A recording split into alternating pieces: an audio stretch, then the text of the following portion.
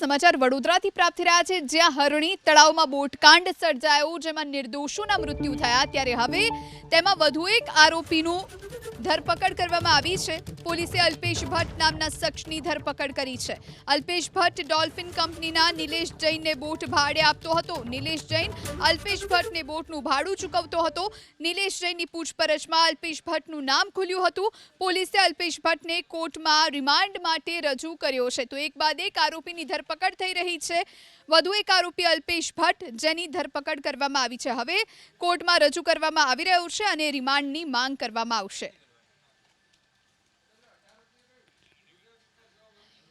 તો 14 માસૂમોના મોત થયા હતા આ બોટકાંડમાં, જેમાંથી બાળકો પણ શામેલ હતા. 2 ટીચરોના પણ મોત થયા હતા. ત્યારે હવે એક બાદ એક આરોપીઓ પકડાઈ રહ્યા છે. કુલ 19 આરોપી હતા આ બોટકાંડમાં અને હવે કોર્ટે 6 આરોપીઓને જ્યુડિશિયલ કસ્ટડીમાં મોકલવાનો હુકમ પણ કર્યો છે.